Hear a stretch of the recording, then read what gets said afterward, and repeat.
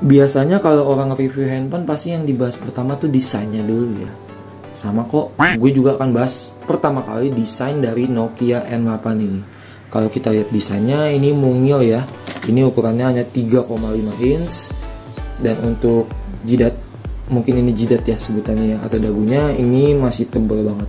Jadi kalau dibandingin dengan handphone-handphone sekarang yang ada yang 5 inch, 6 inch, bahkan 7 inch yang punya jidat yang tipis, dagunya juga tipis, ini tentunya beda banget karena beda zaman juga ya. Tapi ini menariknya kalau kita lihat di sisi kiri dan sisi kanannya, ini untuk bezelnya lumayan tipis kok. Jadi lumayan bisa lah kalau buat sekedar nostalgia atau gaya-gayaan. Kalau kita ke sebelah kiri, di sini kita bisa cek ya. Ini ada tempat untuk masukin memori tambahan. Jadi kalau misalkan kalian pengen masukin foto, musik, atau video-video kalian yang mungkin aneh-aneh ya, ini bisa di handphone ini karena ada tempat untuk masukin memorinya. Kalau kita ke bawah sedikit, di sini ada lubang untuk ngecas. Yang menariknya di sini udah pakai USB Type B. Jadi ini nggak jadul-jadul amat ya kalau casan Nokia. Dulu kan kalau kita tahu tuh biasanya yang bulat-bulat gitu. Kalau misalkan di sini nggak, dia udah pakai port USB Type B. Kalau misalkan kita ke sebelah kanan, di sini ada tombol volume up untuk membesarkan suara. Ada volume down juga untuk mengecilkan suara. Kita ke bawah, ini ada ya, gue nggak tahu ini sebutannya apa nih yang ini. Tapi ini kayak fungsinya kayak lock screen sih jatuhnya. Kalau kita ke bawah lagi, di sini ada yang namanya tombol shutter kamera.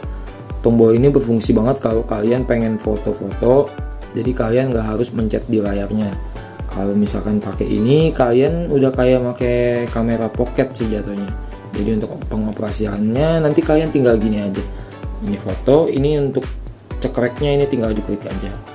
Ya cukup mantep sih, maksudnya lumayan juga sih ya untuk tahun 2010 ada handphone yang modelnya kayak gini.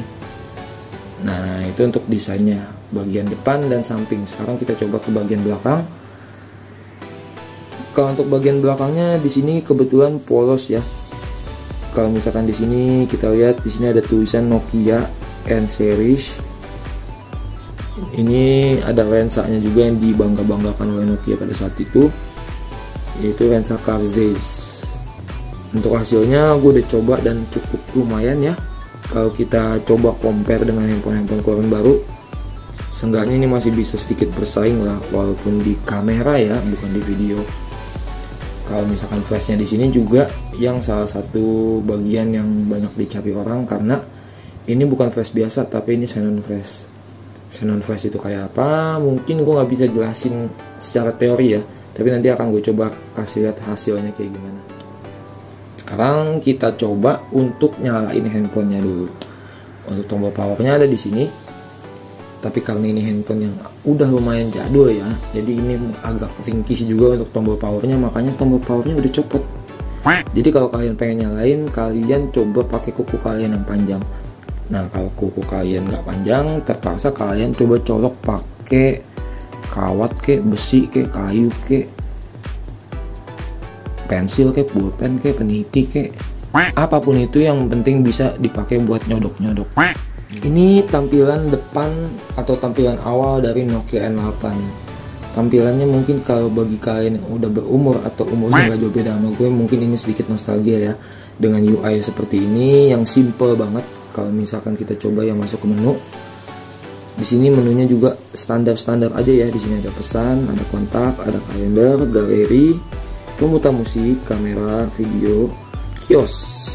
Kios itu mungkin gue juga agak lupa ya, mungkin itu Play Store kali ya kalau di zaman sekarang. Ada juga pengaturan, file manager, musik lagi, media, kantor apa itu kantor? Kita buka. Nah kantor itu kayak log panggilan, jam, kamus, catatan juga kayak notes gitu, dokumen, ada kalkulator. Jadi ini yang ada hubungannya sama kerjaan, bukanya di kantor, office kali ya bahasa Inggrisnya ya. Agak aneh sih bacanya kalau kantor gitu. Nah di sini ada peralatan juga, ada ekstra online, aplikasi, permainan. Permainannya nanti kita coba install PUBG di sini. Sistem, aplikasi, dan more apps. More apps itu untuk download kayaknya. Ya sesimpel itu untuk tampilan dari Nokia N8 ini. Kalau kita coba masuk ke setting, di sini kita bisa ubah yang namanya profilnya, temanya. Profil itu maksudnya kayak jenis suara ya, kayak mode senyap atau mode getar, itu untuk ngatur di sini.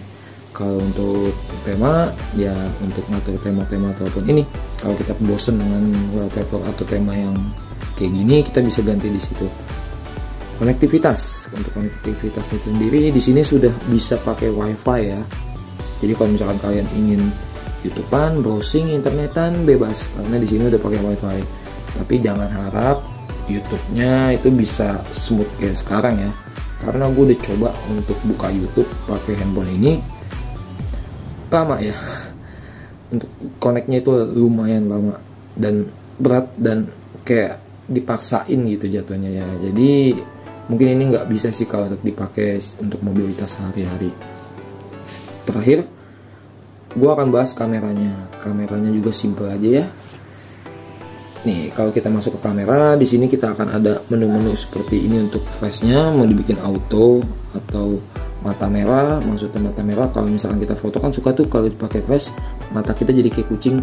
Ini kita bisa atur. Di sini juga kita ada aktif atau tidak aktif. Di sini ada juga mode otomatis, bisa kita ganti juga. Ada juga mode custom, close up, portrait. Portrait itu bokeh, mungkinkah? Nanti kita coba. Landscape, olahraga, ada mode malam juga, ada mode potret malam. Kalau misalkan kita coba lagi ke sini, di sini ada yang namanya deteksi wajah. Jadi udah lumayan ya, udah ada yang namanya deteksi wajah loh di handphone zaman dulu. Ada juga untuk masuk kotak-kotak, timer otomatis, keseimbangan putih, pencahayaan, ISO, kontras, ketajaman, galeri, dan setting tentunya. Di sini kita lihat ya kualitas fotonya. Untuk yang paling tinggi di sini dia bisa sampai 12 megapiksel. Dan untuk hasilnya lumayan sih. Gue nggak bilang bagus dan nggak bilang jelek juga, karena ini lumayan banget. Jadi kalau untuk sekedar foto-foto untuk masukin ke sosmed, ini udah worth it banget. Nama foto default kita bisa atur juga, nada ambilnya juga ada. Untuk video kita coba cek. Di sini untuk video settingannya hanya ada yang namanya mode otomatis, cahaya redup, mode malam, dan close up. Kita coba buka yang ini. Di sini kita bisa atur juga nih kalau pengen ada kotak-kotaknya, ada keseimbangan putih, ada pencahayaan, ada galeri. Ini bisa kita atur. Nah, yang menarik di sini yang akan gue bahas di sini adalah xenon flash-nya. Xenon flash-nya di sini gampang untuk cara ngaktifinnya. Kita tinggal masuk ke kamera tentunya. Kita tinggal foto objek yang mau kita foto dan tinggal aktifin flashnya, dan dia otomatis aktif untuk xenon flashnya. Di halaman selanjutnya, di slide selanjutnya gue akan beritahu nih hasil dari xenon flash dari Nokia N8 ini.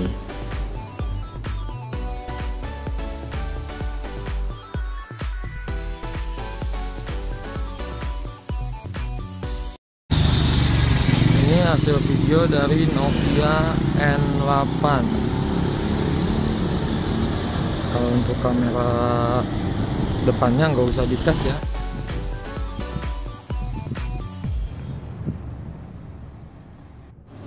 Oke, jadi segitu aja ya video singkat, simple, dan nggak berbobot mungkin ya bagi sebagian orang dari gue tentang Nokia N8, HP Sultan pada zamannya ya, tepatnya 10 tahun yang lalu.